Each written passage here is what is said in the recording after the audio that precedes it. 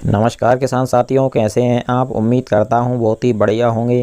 किसान साथियों, आज की वीडियो में हम बात करेंगे धान की फसल में बालियां निकलते समय और बालियों में फूल आते समय कौन कौन सी गलतियां हैं जो आपको भूलकर भी नहीं करनी चाहिए। क्योंकि अगर इनमें से जो हम आपको गलतियां बताने वाले हैं, इनमें से एक भी गलती आप अपनी धान की फसल में बालियां निकलते समय और फूल आते समय करते हैं तो आपकी धान की फसल का उत्पादन बिल्कुल डाउन हो जाएगा और आपको भारी भरकम नुकसान देखने को मिलेगा।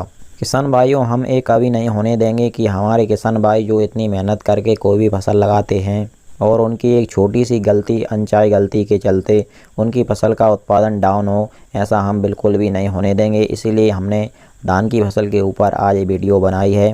तो किसान भाइयों, पूरी जानकारी आपको अच्छी तरीके से बताएंगे। वीडियो के साथ अंत तक बने रहिएगा।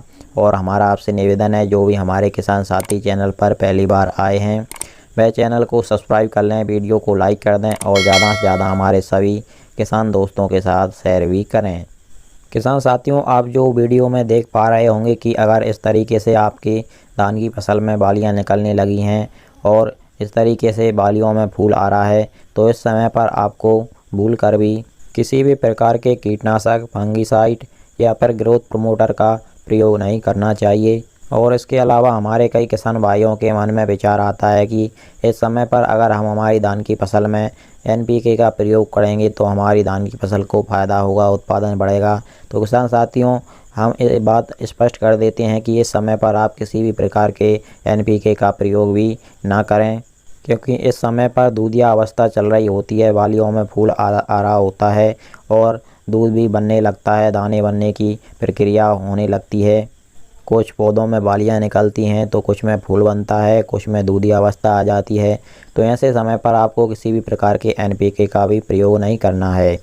और किसान साथियों, अगर किसी भी कारणवश आपकी धान की फसल में कोई भी रोग आ जाता है, किसी भी रोग का ज़्यादा प्रभाव होने लगता है, तो किसान साथियों, आप अगर किसी भी दवा का या फंगिसाइड का प्रयोग करना चाहते हैं तो बिल्कुल कम डोज में आपको प्रयोग करना चाहिए। जैसे कि हम फुल डोज में प्रयोग करते हैं, उससे आधा डोज में आपको इस समय पर किसी भी प्रोडक्ट का प्रयोग अगर आपको किसी भी कारणवश करना पड़ रहा है तो आप आधी मात्रा में उसका प्रयोग करें।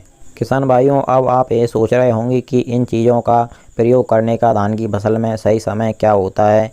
तो किसान साथियों, अगर आपकी धान की फसल में बालियां बिल्कुल भी नहीं निकली हैं तो इस समय पर आप इन चीज़ों का प्रयोग अपनी धान की फसल में कर सकते हैं। और इसके अलावा अगर आप बाद में प्रयोग करना चाहते हैं तो जब आपकी धान की फसल में पूरी तरीके से बालियां निकल आएँ, उनमें जो फूल बनने की अवस्था होती है वह निकल जाए और जब दाना भराव होने लगे, उस समय पर अगर आपकी धान की फसल में कोई भी समस्या आती है तो आप किसी भी कीटनाशक, फंगिसाइड या फिर ग्रोथ प्रमोटर का प्रयोग उस समय पर आप कर सकते हैं। NPK का भी प्रयोग कर सकते हैं। उस समय पर कोई परेशानी नहीं होने वाली, उल्टा आपकी धान की फसल को उस समय पर फ़ायदा होगा। तो पहले या फिर बाद में आप बालियां निकलने से पहले या फिर बाद में इन चीज़ों का प्रयोग कर सकते हैं। किसान भाइयों, अगर आपकी धान की फसल में या फिर कोई भी अन्य फसल में किसी भी प्रकार की कोई भी समस्या हो और आपके कोई सवाल हों तो आप हमसे बेझिझक पूछ सकते हैं। कमेंट सेक्शन खाली पड़ा है, आप भर के कमेंट कर सकते हैं, कोई दिक्कत नहीं है। हम आपके सवालों के जवाब देने की पूरी कोशिश करेंगे। आपको हमारी यह जानकारी कैसी लगी, अच्छी लगी हो तो वीडियो को लाइक और चैनल को सब्सक्राइब ज़रूर करिएगा। चलिए फिर मिलते हैं इसी प्रकार की एक और नई जानकारी के साथ अगले वीडियो में। नमस्कार, धन्यवाद।